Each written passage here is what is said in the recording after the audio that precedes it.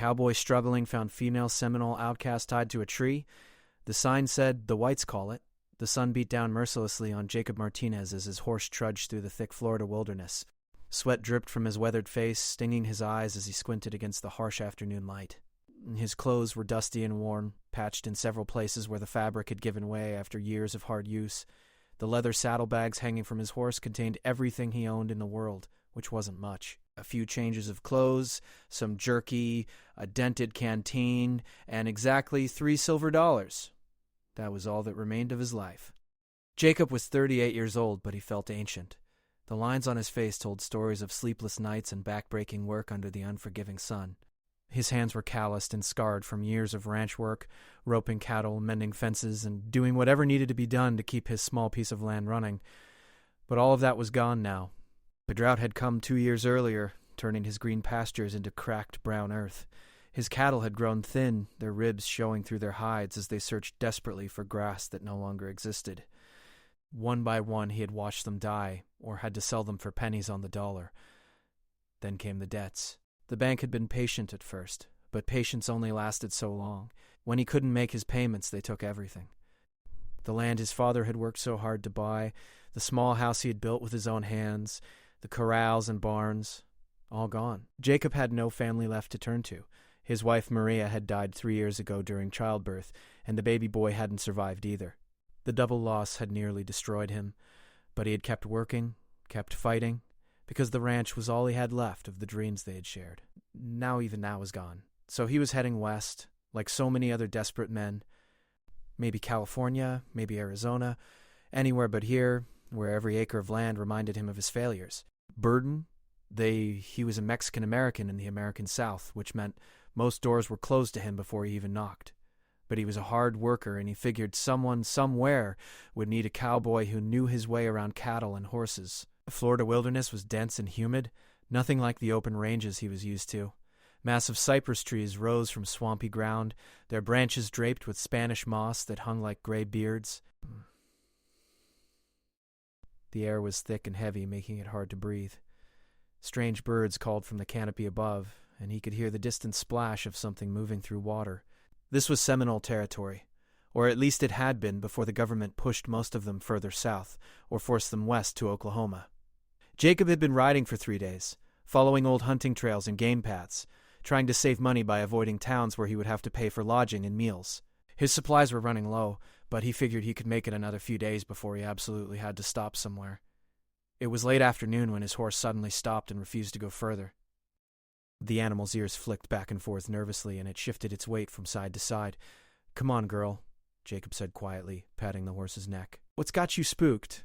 He urged the horse forward gently, and after a moment of resistance, the animal took a few cautious steps. That's when Jacob saw it. At first he thought it was just a shadow or a trick of the light filtering through the trees, but as he got closer, his breath caught in his throat. There was a person tied to a cypress tree about 30 yards ahead. His hand instinctively moved to the rifle in his saddle holster. This could be a trap. Bandits sometimes use such tricks to ambush travelers, but something made him pause. The figure wasn't moving or calling out. Jacob dismounted slowly, keeping his hand on his rifle as he led his horse forward on foot. As he got closer, details became clearer. It was a woman, young, with long black hair that hung down past her shoulders. She was wearing a simple dress made of what looked like deerskin, and her hands were bound behind her around the trunk of the tree. She was Seminole, he could tell from her features and clothing. But what shocked him most was the crude wooden sign that hung around her neck on a piece of rope. Someone had carved words into it, rough and jagged letters in both what he assumed was Seminole and in English. The whites call it leprosy. Jacob stopped dead in his tracks. Leprosy. The word sent a chill down his spine despite the humid heat. He had heard stories about the disease, terrible stories. People's fingers and toes rotting off, faces becoming disfigured, communities burning down houses where lepers had lived. The disease was feared more than almost anything else, spoken of in whispers. He should turn around. That's what any sensible person would do. He had his own problems, his own struggles. The last thing he needed was to get involved with a woman suffering from a deadly, contagious disease, but he didn't move. He stood there, staring at her, and she stared back at him. Her eyes were what held him. They were dark and deep, filled with a mixture of fear, pain, and something else. Resignation, maybe. acceptance of death. She wasn't crying or pleading. She just watched him with those eyes, waiting to see what this white man on a horse would do. Jacob looked more closely now, staying at a distance but examining her condition. Her face was gaunt, her cheeks hollow. She had been here for days, he guessed. Her lips were cracked and bleeding from dehydration. And yes, he could see the marks on her skin, patches of lighter color on her arms and face, some areas that looked thickened or rough, the signs of the disease that had condemned her. "How long you been here?" he called out, not sure if she even spoke English. She didn't answer at first, just continued to stare at him. Then, in a voice so hoarse he could barely hear it, she spoke. 3 days. Her English was broken and heavily accented, but understandable. 3 days tied to a tree without food or water in this heat. It was amazing she was still alive. "Your people did this?" he asked, already knowing the answer. She gave the smallest nod, and he saw shame flash across her face, mixed with the pain. Jacob understood then what had happened. When the marks of leprosy appeared on her skin, her own tribe had cast her out. It was the way of many peoples, not just the Seminole. When disease struck, especially this disease, the sick were separated from the healthy. Sometimes they were sent away. Sometimes they were left to die. It was harsh, but people feared the spread of sickness more than they valued individual lives. "They left you here to die," he said, more to himself than to her. Another small nod. Jacob stood there for a long moment, wrestling with himself. Every practical thought in his head screamed at him to leave. He had $3 to his name. He had no home, no prospects, nothing. He was barely surviving himself, and leprosy was contagious. Everyone knew that. If he touched her, if he got too close, he could catch it too. Then he would be the one tied to a tree, cast out and left to rot. But then he thought about Maria and his son, buried in a cemetery he would never see again. He thought about the bank taking his land, about being unwanted and pushed aside. He knew what it felt like to lose everything, to be discarded by a world that didn't care if you lived or died. He looked at the woman again, really looked at her. She was young, probably not even 25. She had been someone before this disease marked her. She had a name, a family, a life. And now she was going to die alone, tied to a tree in the wilderness, as punishment for getting sick. Jacob made his decision. He took a step forward. The woman's eyes widened slightly, the first real emotion he had seen from her beyond that tired resignation. Fear flickered across her face. "I ain't gonna hurt you," Jacob said, holding up his hands to show he meant no harm. "I'm gonna give you some water. You look like you need it." He went back to his horse and pulled out his canteen. It was half full, which meant he was running low himself, but that didn't matter right now. He approached her slowly, like he would approach a frightened animal, and stopped about 5 feet away. "I'm gonna come closer now," he said. "Gonna hold this canteen so you can drink. All right?" She didn't respond, just watched him with those dark eyes. Jacob stepped forward until he was right in front of her. Up close, he could see just how bad her condition was. The lesions on her skin, the weakness in her body, the days of exposure to the elements. But he also saw the strength in her eyes, the will to survive that hadn't quite died yet. He lifted the canteen to her lips, and she drank desperately, water spilling down her chin. When she had drunk half of what remained, he pulled it back. "Not too much at once," he said gently. "Make yourself sick." He stepped back and looked at the ropes binding her to the tree. They were tight, cutting into her wrists. She must have been in terrible pain. Jacob pulled out his knife and the woman tensed. "It's all right," he said. "I'm just going to cut these ropes." He moved behind the tree, careful not to touch her directly, and began sawing at the thick ropes. It took a few minutes, but finally they gave way. The woman collapsed forward, her legs unable to hold her after days of being bound. Jacob caught her instinctively, forgetting for a moment about the disease, about the danger. He just reacted, keeping her from falling face first into the dirt. She was light, too light. He could feel her bones through the deerskin dress. He helped her sit down against the tree, and she looked up at him with an expression he couldn't quite read. Surprise, maybe. Gratitude. Confusion about why this stranger was helping her. Jacob stood there looking down at this young Seminole woman who had been left to die, and he realized something. He had found what he had lost. Not money or land or family, but purpose. For the first time in months, he had done something that mattered. He had made a choice to help someone who couldn't help themselves. "What's your name?" he asked. She looked at him for a long moment before answering, her voice still hoarse, but stronger now that she had water. Ayana, he repeated. "I am Jacob." And that was how it began, there in the Florida wilderness, with a struggling cowboy and a cast-out Seminole woman whose own people had condemned her to death. Neither of them knew it yet, but this moment would change both their lives forever. Jacob stepped back after helping Ayanna sit against the tree, his mind racing with questions he didn't have answers to. What was he supposed to do now? He had cut her free, given her water, but that was just the beginning. She was sick, weak, and had nowhere to go. And neither did he, really. Two lost souls in the middle of nowhere. He looked around the area, assessing the situation like he would assess a problem on the ranch. First things first: shelter, water, food. The basics of survival. The sun would set in a few hours, and despite the heat of the day, the nights could get cold, especially for someone in Ayanna's weakened condition. "I'm going to make a camp," he said to her, not sure how much she understood. "Nearby. Get you some food." Ayanna nodded weakly, watching him with those careful eyes. She was studying him, trying to figure out why this stranger was helping her. In her experience, white men brought nothing but trouble for her people. They took land, broke treaties, forced relocations.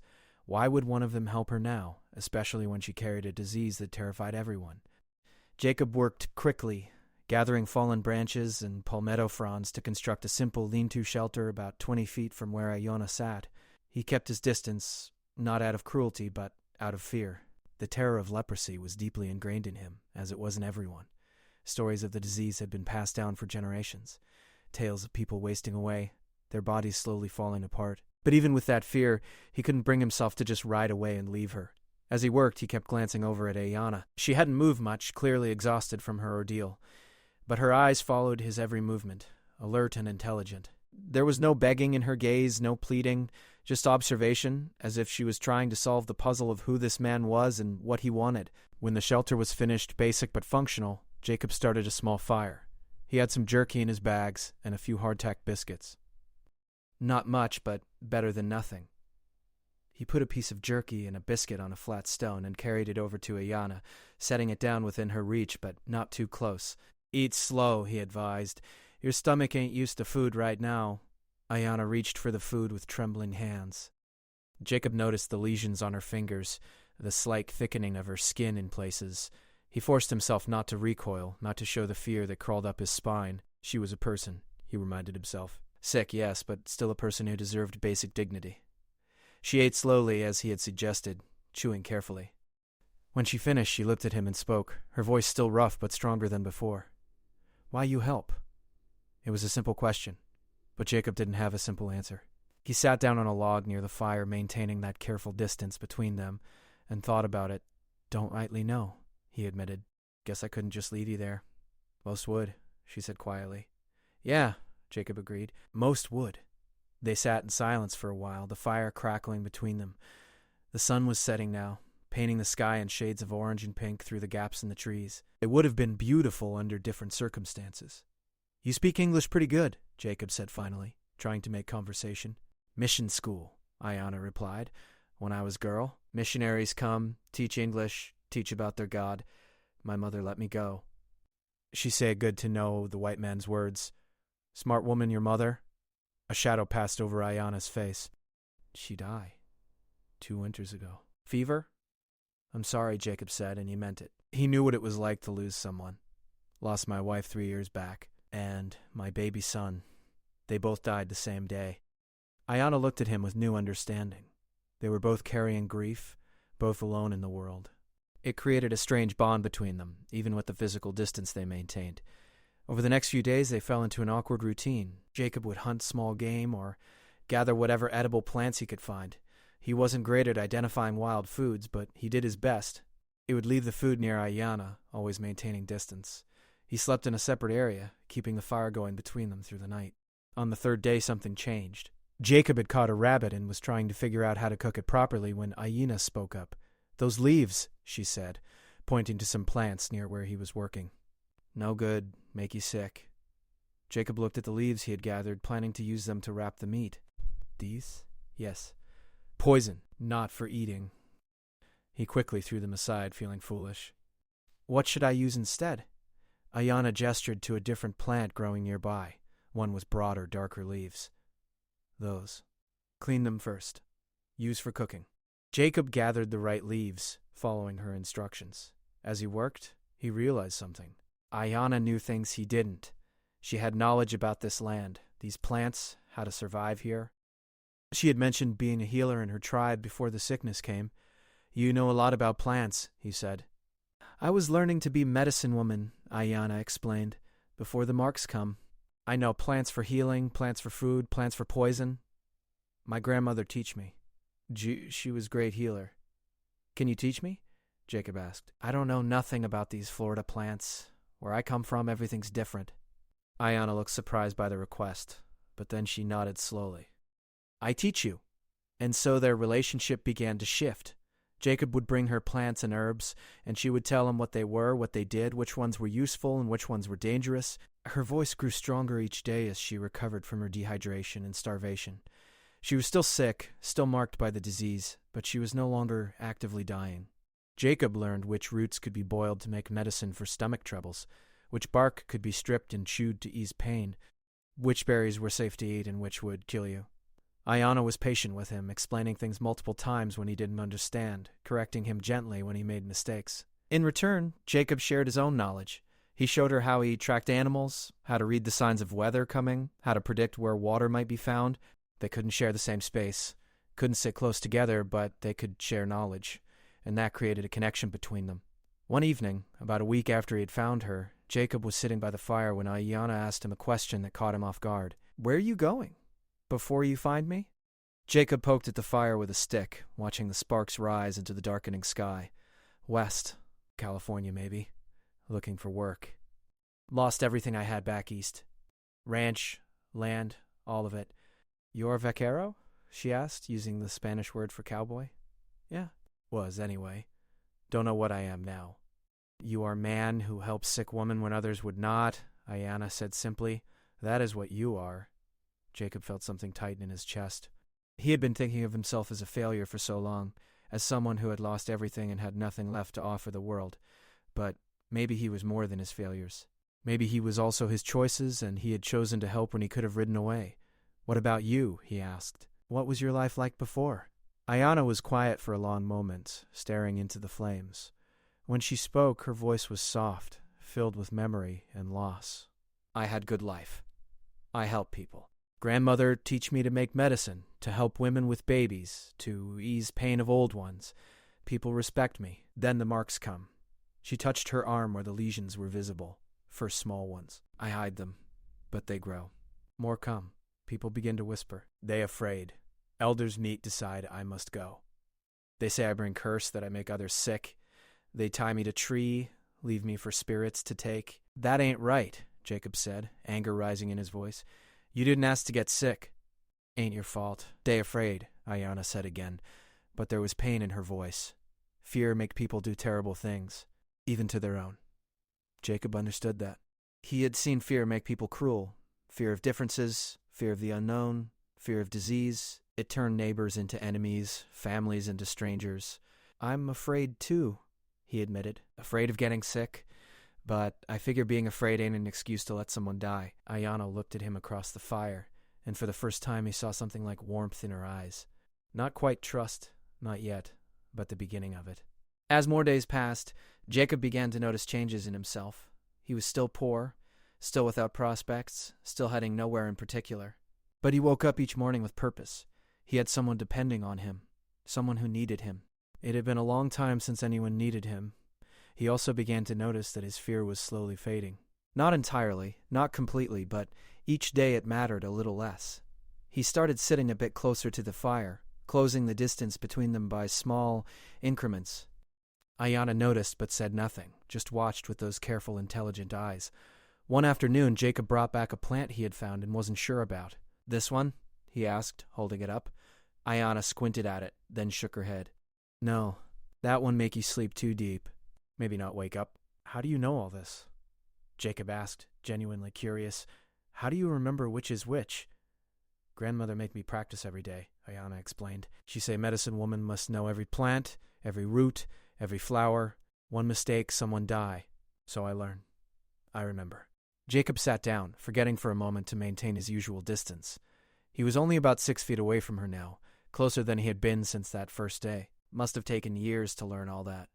Since I was small girl, Ayana confirmed. Now all that learning, it is useless. I cannot help my people. I am cast out. Knowledge ain't never useless, Jacob said firmly. You're teaching me, ain't you? That's something. Ayana smiled, a small, sad smile. Yes, that is something. As the sun set that evening, Jacob realized he had a decision to make. He couldn't stay in this makeshift camp forever. His supplies were nearly gone, and Ayana needed real help, not just his amateur attempts at keeping her alive. But where could they go? What could he possibly do for a Seminole woman with leprosy when he couldn't even take care of himself? He didn't have the answers yet. But for the first time in a long time, he felt like maybe, just maybe, there was a reason he had ridden down this particular path. A reason he had found Ayana tied to that tree. He wasn't a religious man, not particularly, but he couldn't shake the feeling that this meeting meant something. Two outcasts in the wilderness, both rejected by the worlds they had known, both struggling to survive. It seemed like the worst possible situation. But somehow, in helping Ayana, Jacob had found something he thought he had lost forever. He had found a reason to keep going.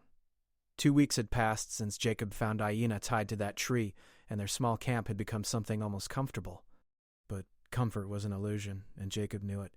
His $3 silver were gone, spent on a few basic supplies from a small trading post he had found a day's ride away. The trader had looked at him suspiciously when he asked about medicines, but Jacob had kept his questions vague, and the man hadn't pressed. Now they were living off the land entirely, and while they weren't starving, it wasn't sustainable. More concerning was Ayana's condition. Some days she seemed better, stronger, able to move around their camp and teach him more about the plants and herbs. But other days she was weak, feverish, her skin hot to the touch. The lesions on her arms and face seemed to be spreading, or maybe they were just more visible now that she wasn't actively dying of thirst and starvation. Jacob didn't know enough about the disease to tell if she was getting worse or if this was just how it progressed. One particularly bad morning, Ayana couldn't get up from where she slept. She lay under the palmetto shelter Jacob had built for her, shivering despite the warm morning air. Jacob knelt nearby, close enough to see her clearly but still maintaining some distance out of habit. Ayana, he said gently, you need to eat something. She shook her head weakly. Cannot. Stomach hurts. Jacob felt a wave of helplessness wash over him. He was a cowboy, not a doctor. He knew how to treat a horse with colic or set a broken fence post, but a sick woman with a disease he barely understood? He was useless. That afternoon, while Ayana slept fitfully, Jacob rode to the trading post again. The same suspicious trader was there, eyeing him as he approached. Back again, the man said, not friendly but not openly hostile either. Yeah, Jacob replied. I need information more than supplies this time. The trader raised an eyebrow. What kind of information? Jacob hesitated. He had to be careful here. If he revealed too much, word might spread and then they would have real problems. But he needed help. I heard tell of a place, Jacob said slowly. Somewhere that treats people with certain kinds of sickness. Bad sickness that most places won't touch. You know anything about that? The trader studied him for a long moment. You talking about the leper colony? Jacob's heart jumped at hearing it said out loud, but he kept his face neutral. Maybe. Where is it? Louisiana, the trader said. Place called Carville. It's the only place in the whole country that'll take people with Hansen's disease. That's what the doctors call leprosy now, Hansen's disease. Some say the treatment there actually helps, but I don't know if that's true or just talk. Louisiana, Jacob repeated. He knew where that was, roughly. North and west of where they were now. A long way to travel, especially with someone as sick as Ayana. Why are you asking? The trader wanted to know.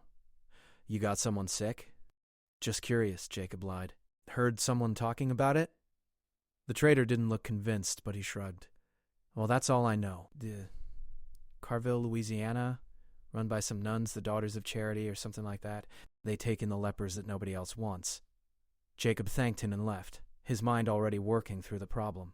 Louisiana was at least 400 miles away, maybe more depending on the route. He had no money, no supplies beyond what they were using day to day, and a sick woman who could barely travel. It was impossible. But what was the alternative? Stay here in this camp until Ayana got worse and died? Watch her slowly waste away because he couldn't think of anything better to do? That wasn't acceptable either. When he got back to camp, Ayana was awake, sitting up and sipping water from the canteen. She looked a little better than she had that morning, but still weak and tired. I found something out. Jacob said, sitting down on his usual log across the fire from her. "There's a place in Louisiana, a hospital that treats people with your sickness." Ayanna looked at him with surprise. "Hospital for people like me?" "Yeah. It's called Carville, run by some religious women, nuns. They actually try to help people with Hansen's disease. That's what some doctors call it now, Hansen's disease instead of leprosy." Hope flickered in Ayanna's eyes, but it was quickly followed by doubt. "Louisiana very far?" "Yeah," Jacob admitted. "Real far. Maybe 400 miles or more. It would take weeks to get there, maybe a month or longer." "You cannot take me," Ayanna said quietly. "You have no money. You need to go west, find work. I will only slow you down." "Well, that's where you're wrong," Jacob said, surprising himself with the firmness in his voice. "I'm gonna take you to that hospital. I don't know how yet, but I'm gonna do it." "Why?" Ayanna asked, the same question she had asked when he first found her. "Why you help me so much? You owe me nothing. I am stranger. I am sick. I am not even your people." Jacob looked at her across the fire. This young woman who had been cast out by her tribe, left to die alone. He thought about all the times he had felt like an outsider himself. As a Mexican-American trying to make it in Texas and Florida, he had faced closed doors and suspicious looks his whole life. People had judged him not for who he was, but for what he looked like, where his family came from. "You want to know the truth?" Jacob said. "I lost everything. My wife, my son, my land, my whole life. I was riding west because I didn't know what else to do. I felt worthless, like I had failed at everything that mattered. Then I found you tied to that tree. And for the first time in a long time, I had a choice that actually meant something. I could ride past, or I could help. And I chose to help. And you know what? That choice made me feel like maybe I ain't completely worthless after all." He paused, collecting his thoughts. "You teach me about plants and medicine. You treat me with respect even though I'm just some broke cowboy who can't even afford a hot meal. You don't judge me for being Mexican or for being poor or for any of the 100 other reasons people have judged me my whole life. So maybe we're helping each other. Maybe that's what this is." Ayanna was quiet for a long time, her eyes glistening with tears she refused to let fall. "You are a good man, Jacob Martinez. Better than many I have known." "I'm just a man trying to do right," Jacob said. "And right now, doing right means getting you to that hospital, so we're going to figure out how to do it." Over the next few days, Jacob planned their journey. He studied the sun and stars to figure out which direction they needed to go. He gathered and dried as much food as they could carry. He fashioned a better shelter on his horse, using blankets and rope to create a kind of covered seat where Ayanna could ride without being exposed to the sun all day. The preparations took a week. During that time, Ayanna had both good days and bad days. On the good days, she helped him prepare, teaching him how to preserve meat by smoking it, how to identify water sources by the types of plants growing nearby. On the bad days, she could barely move, and Jacob would sit nearby, talking to her to keep her spirits up, telling her stories about his life on the ranch, about the horses he had trained and the cattle drives he had been on.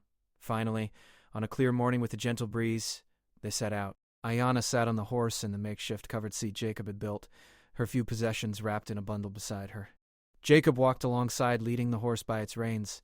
They couldn't move fast, not with Ayanna in her condition, but they were moving. The first day was hard. They only covered about 8 miles before Ayanna was too exhausted to continue. Jacob made camp in a clearing near a small stream, setting up their shelter and starting a fire. Ayanna was shaking with fever again, her skin burning hot. Jacob soaked a cloth in the cool stream water and brought it back, hesitating only a moment before pressing it gently against her forehead. It was the first time he had deliberately touched her, and he felt his heart racing with fear. But her need was greater than his fear. "Thank you," Ayanna whispered, her eyes closed. "Rest now," Jacob said. "We got a long way to go, but we'll get there, I promise you that." That night, as Ayanna slept, Jacob sat by the fire and wondered what he had gotten himself into. 400 miles with no money, no real supplies, and a woman who was seriously ill. It was crazy. It was impossible. Any sensible person would have given up before they started. But Jacob had never been particularly sensible, and something inside him had changed since finding Ayanna. He felt alive again, purposeful. Even if this journey killed him, even if they never made it to Louisiana, at least he was trying. At least he was fighting for something that mattered. The second day was better.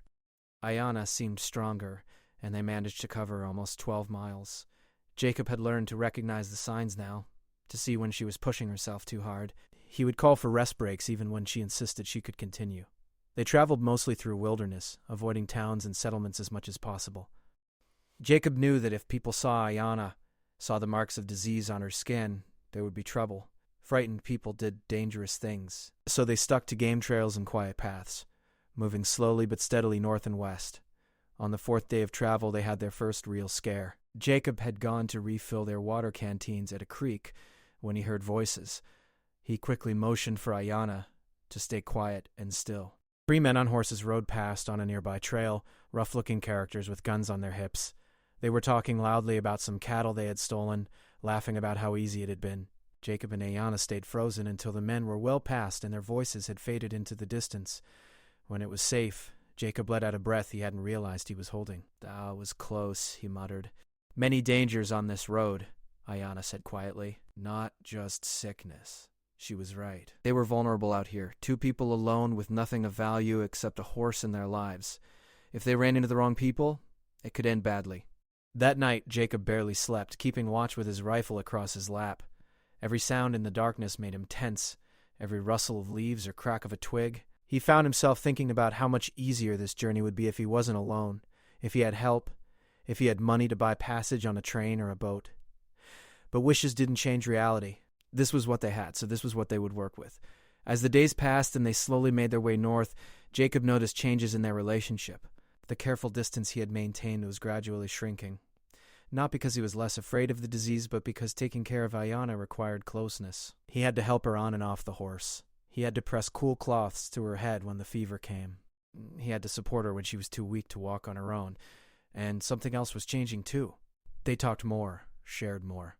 Ayanna told him about her childhood, about learning to track deer with her father before he died in a conflict with settlers, about her grandmother's patience in teaching her the ways of healing, about the boy she had almost married before the sickness came and drove him away. Jacob shared his own stories, about Maria, his wife, and how they had met at a church dance, about building their small ranch from nothing, working side by side in the hot sun, about the dreams they had shared of raising a family, dreams that died with her and their son.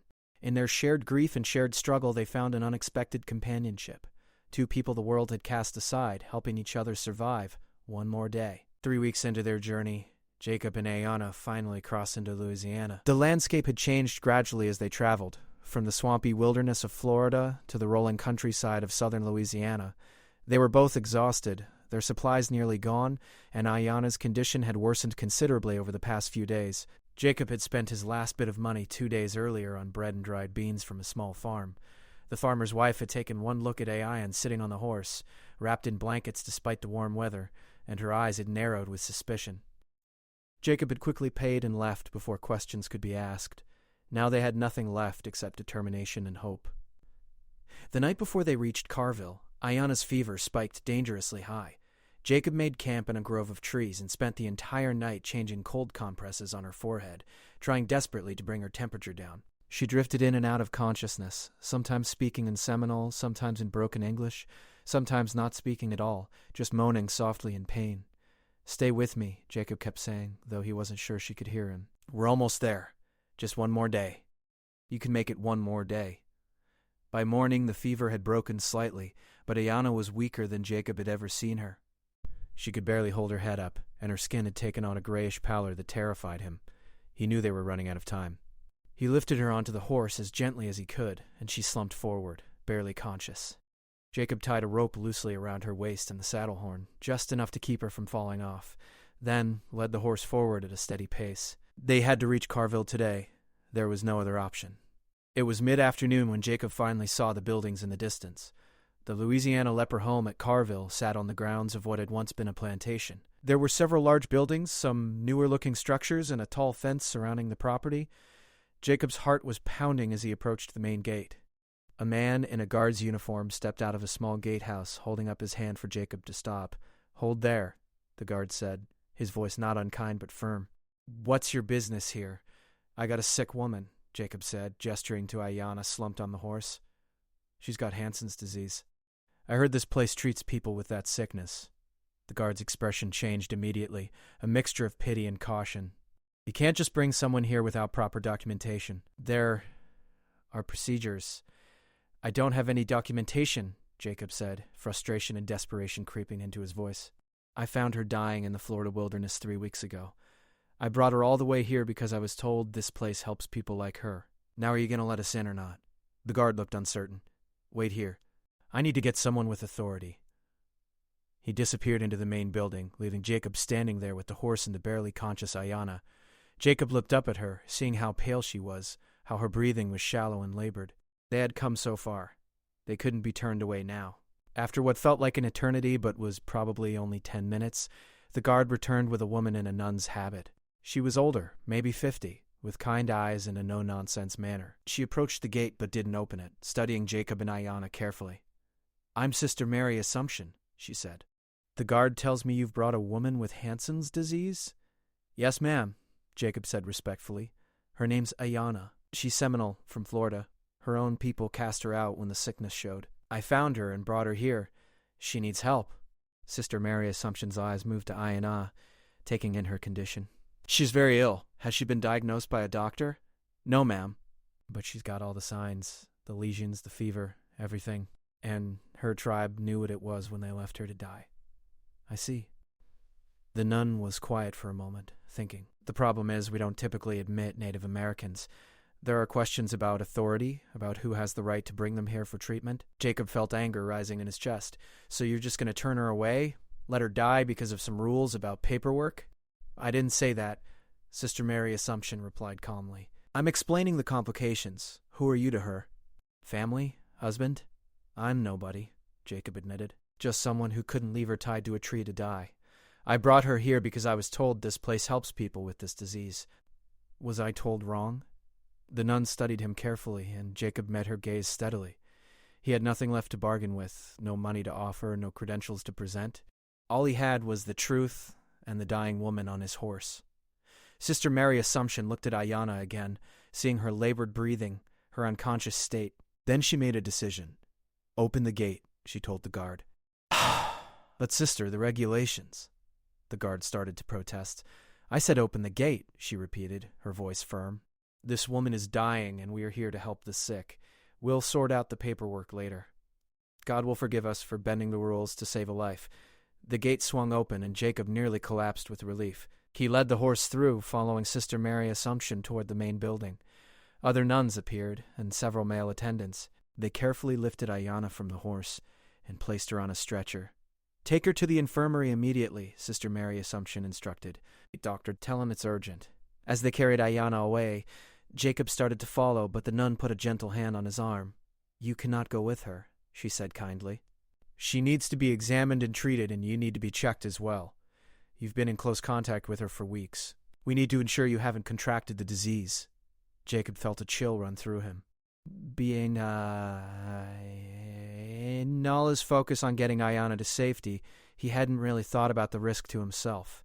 All those times he had touched her, helped her, pressed cool cloths to her fevered skin. Had he caught it? Was he infected too? Come with me, Sister Mary Assumption said. We'll get you examined, and you can clean up. You look like you've been through quite an ordeal. She led him to a small building separate from the main facility. Inside was a simple room with a bed, a chair, and a wash basin. An older man with a gray beard and glasses arrived a few minutes later, introducing himself as Dr. Dreyer. The doctor examined Jacob thoroughly, looking at his skin, his hands, checking for any signs of the disease. Jacob sat quietly, his mind on Ayanna, wondering if she was still alive, if they had reached the hospital in time. You appear to be clear, Dr. Dreyer finally said. No visible signs of Hansen's disease. However, the disease can have a long incubation period, sometimes years. You'll need to be monitored. What about Ayanna? Jacob asked immediately. The woman I brought in. Is she going to be okay? Dr. Dyer's expression was serious. She's very ill. The disease has progressed significantly, and she's severely weakened from malnutrition and fever. We're doing everything we can, but I cannot make any promises. The next few days will be critical. Jacob felt his stomach sink. After everything they had been through, after that impossible journey, it might still not be enough. Can I see her? He asked. Not yet, the doctor said. She's being stabilized. Give us a day or two. In the meantime, you should rest. You look exhausted yourself. But Jacob couldn't rest. He paced the small room, his mind racing. What if she died? What if after all this effort, all these miles, it was for nothing? He had made her a promise that they would get here, that she would get help. He couldn't bear the thought of that promise being broken. Sister Mary Assumption returned in the evening with food and clean clothes. Jacob ate mechanically, barely tasting anything. "You did a remarkable thing," the nun said, sitting in the chair while Jacob sat on the edge of the bed, bringing her all that way with no resources, no help. "That took tremendous courage," Minicarriage said bitterly. "Even if she does, and I pray she doesn't, what you did still matters," Sister Mary Assumption said firmly. "You gave her hope. You gave her dignity. You showed her that not everyone in the world would abandon her. Those things have value, regardless of the outcome." Jacob wanted to believe that, but it was hard. He had invested everything in this journey, not just his time and effort, but his heart. Somewhere along those 400 miles, Ayanna had become more than just a sick woman he was helping. She had become a friend, maybe the best friend he had. The next morning, Dr. Dreyer came with news. "She made it through the night. That's a good sign. Her fever is lower, and she's responding to treatment. She's still very weak, but she's stable." Jacob felt like he could breathe again. "Can I see her now?" "Brief visit only," the doctor agreed. "Follow me." The infirmary was a long building with beds lining both walls. Most were occupied by patients in various stages of the disease. Some looked relatively healthy, others were clearly very ill. Jacob tried not to stare as he followed the doctor to a bed near the back. Ayanna was lying there, her eyes closed, but her breathing was more regular than it had been. Someone had cleaned her up and dressed her in a simple white gown. Her long black hair was braided neatly. She looked peaceful, no longer twisted in pain and fever. "Ayanna," Jacob said softly, standing beside the bed. Her eyes fluttered open, and when she saw him, a weak smile crossed her face. "We made it," she whispered. "Yeah," Jacob said, his voice thick with emotion. "We made it." "I told you I would get you here," Jacob replied. "I don't break my promises." They sat in comfortable silence for a moment, and then Ayanna's expression grew serious. "You must go now," she said. "You bring me to hospital. You do more than anyone could ask. Now you must go west, find work, build new life." Jacob had known this moment would come. The logical thing, the sensible thing, would be to leave now. He had done what he set out to do. Ayanna was in good hands. He had no money, no prospects, and he needed to find work somewhere. Staying here made no sense. "What if I don't want to go?" he said quietly. Ayanna looked confused. "Why you stay? You have life to live." "That's just it," Jacob said. "For the first time in years, I feel like I've got a reason to be alive. These past weeks, helping you, getting you here, it's meant something. I don't want to go back to just drifting, just existing." "But what you do here?" Ayanna asked. Jacob didn't have an answer right then. But Sister Mary Assumption, who had been standing quietly in the doorway, stepped forward. "There might be something," she said. "We always need help here. People to maintain the grounds, repair buildings, help with supplies. It doesn't pay much, just room and board, but if you wanted to stay, we could use a man with your skills." Jacob looked at the nun, then back at Ayanna. He thought about riding west alone, trying to start over in some strange place where nobody knew him and nobody cared. Then he thought about staying here, being useful, having purpose. "I'll stay," he said, the decision feeling right the moment he made it. "If you'll have me, I'll stay." Sister Mary Assumption smiled. "Then welcome to Carville, Jacob Martinez. I have a feeling you're going to do good work here." Ayanna reached out her hand, and Jacob took it without hesitation, without fear. They had come through the wilderness together, two outcasts who had saved each other. And now, in this place of healing and hope, they would begin a new chapter of their lives. The first few weeks at Carville were an adjustment for Jacob. He was given a small room in the workers' quarters, simple but comfortable, with a real bed and 4 solid walls. It was the first proper shelter he had slept in for over a month. Sister Mary Assumption put him to work immediately, and Jacob was grateful for it. Idle hands gave him too much time to think, too much time to worry about Ayanna and whether she would truly recover. His days started before dawn. He would wake, wash his face in the basin, and head out to begin his tasks. The grounds at Carville were extensive, and there was always work to be done. Fences needed mending, gardens needed tending, buildings required constant maintenance. Jacob threw himself into the work with the same determination he had once put into his ranch back in Texas. The other workers at Carville were a mixed group. Some were patients who were well enough to help with light duties. Others were employees like Jacob, people who had chosen to work at a place most of the world feared and avoided. At first, they were suspicious of him, this dusty cowboy who had appeared with a dying Seminole woman, but Jacob didn't talk much, just worked hard, and gradually they accepted him. Every evening after his work was done, Jacob would visit Ayana in the infirmary. The nuns allowed it because they could see that his presence helped her recovery. She would light up when she saw him coming, and they would talk about their day, sharing the small details that made up their new lives. Ayana's recovery was slow but steady. The doctors at Carville had experience with Hansen's disease that most physicians lacked. They used a combination of treatments, some traditional, some experimental. They cleaned and dressed her lesions carefully. They gave her medicines that helped with the pain and fever. Most importantly, they gave her hope. Dr. Dreyer says the disease has stopped progressing, Ayana told Jacob one evening, about 6 weeks after their arrival. She was sitting up in bed now, looking stronger than she had in months. The treatments are working. I will never be completely cured, but I can get better. Maybe much better. Jacob felt relief wash over him. That's wonderful news. He says I might be able to leave the infirmary soon, Ayana continued. They have cottages for patients who are stable. Small houses where we can live more normal lives while still getting treatment. That's real good, Jacob said, genuinely happy for her. You've been cooped up in this bed too long. As the weeks turned into months, their friendship deepened in ways neither of them had expected. Ayana was moved to one of the patient cottages, a small house she shared with 2 other women. She was allowed to move around the grounds freely, as long as she stayed within the facility's boundaries. The disease was no longer active and aggressive, though she would always carry its marks. One day, Sister Mary Assumption approached Jacob while he was repairing a section of fence near the main garden. Jacob, I have a proposal for you, she said. He set down his hammer and turned to her. Yes, sister. Ayana has been asking if she can help in the infirmary. She has knowledge of healing, particularly with herbs and plants. I've seen how she looks at our medicinal garden, how she studies the plants we grow. I think she could be valuable in helping care for other patients. Jacob smiled. She'd be good at that. Back in Florida, she taught me about plants and medicines. She knows things your doctors don't. That's what I thought, Sister Mary Assumption said, but she's hesitant. She's worried that the other patients won't accept help from a Seminole woman, or that the doctors won't take her knowledge seriously. What do you think? Jacob asked. I think she should try, the nun said firmly, and I think you should encourage her.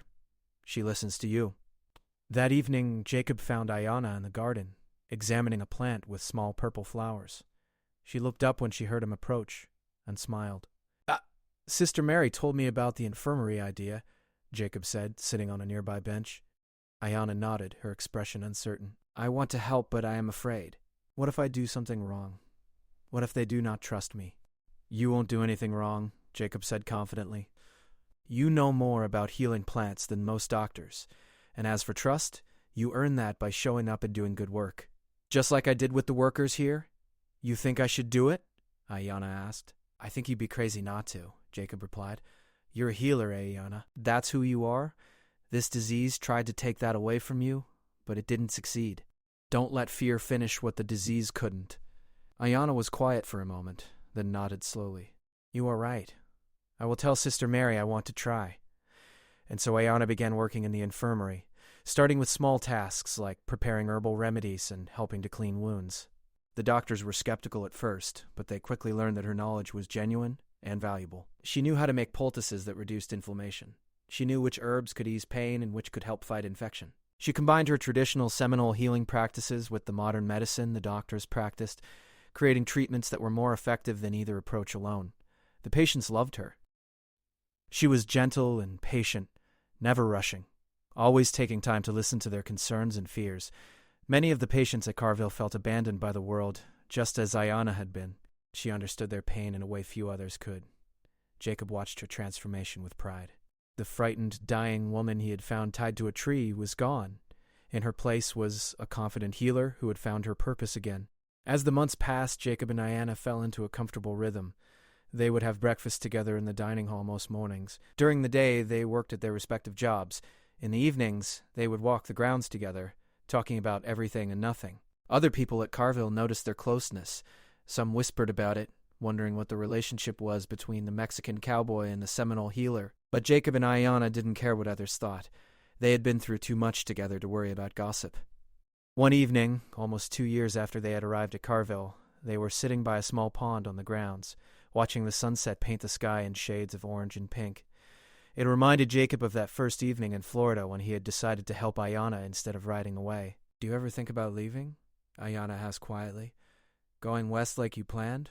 Jacob considered the question. "Sometimes," he admitted. "But then I think about what I'd be leaving behind, and I can't imagine it." "What would you be leaving behind?" Ayanna asked, though there was something in her voice that suggested she already knew the answer. "You," Jacob said simply. "I'd be leaving you. And this place, these people who need help. I'd be leaving purpose and meaning, and I don't want to do that." Ayanna turned to look at him, her dark eyes reflecting the sunset. "I would miss you very much if you left." "Then I guess I'm not going anywhere," Jacob said with a smile. A sad and comfortable silence for a while, and then Ayanna spoke again, her voice soft. "In my tribe, before the sickness, there was a man who wanted to marry me. His name was Ashki. He was a good hunter, strong and brave. When the marks appeared on my skin, he left. He would not even look at me. He was afraid."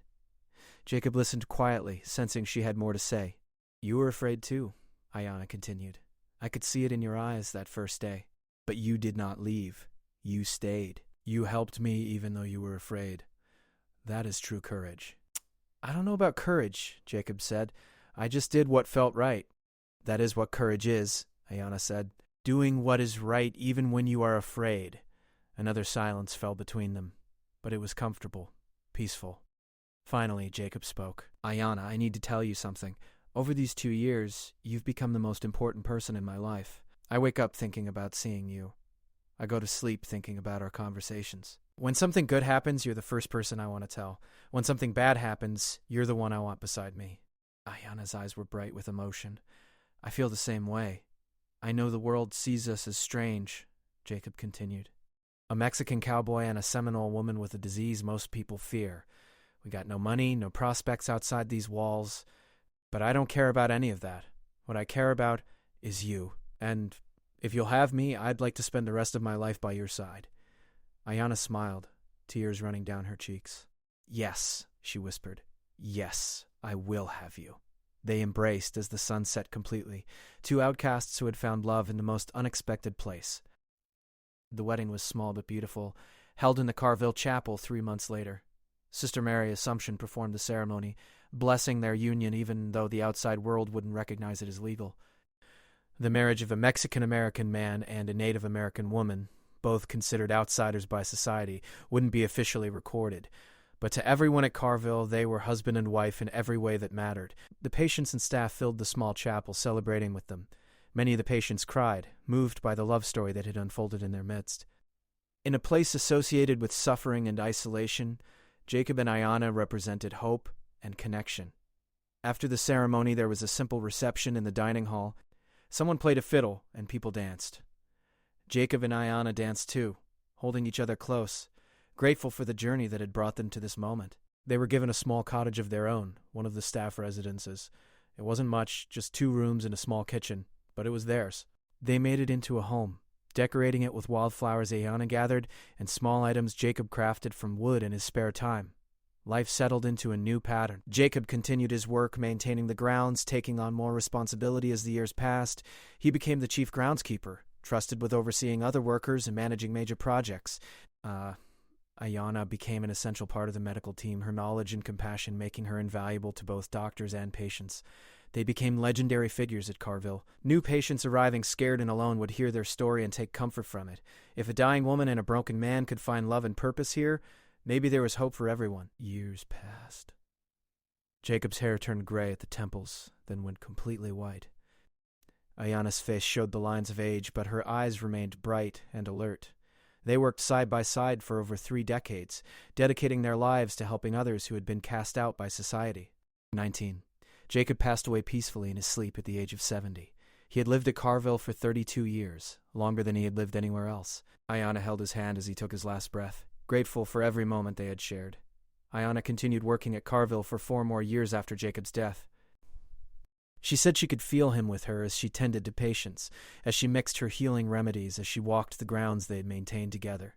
In 1923, at the age of 61, she joined him, passing quietly in the same cottage they had shared. The staff at Carville placed a small marker near the pond where Jacob had proposed, commemorating their contribution to the facility and the lives they had touched. The inscription was simple: Jacob Martinez and Ayanna, who chose compassion over fear. Their story lived on long after they were gone, passed down through generations of Carville staff and patients. It became a reminder that even in the darkest circumstances, even when the world casts you aside, love and purpose can still be found. Two people from different worlds, brought together by tragedy, had created something beautiful and lasting. And though the world outside Carville never knew their names, never celebrated their lives, within those walls they were remembered as heroes. Not the kind who fought battles or conquered lands, but the quiet kind who showed up every day, did the work that needed doing, and treated every person with dignity and respect. Their legacy wasn't measured in wealth or fame, but in the countless lives they had touched, the patients they had comforted, the hope they had provided to people who had lost everything. In the end, that was worth more than all the riches in the world. The cowboy who had struggled to find meaning and the Seminole Outcast who had been left to die had proven that sometimes the greatest stories aren't about triumph over enemies, but about two broken souls who chose to heal each other, and in doing so, healed countless others.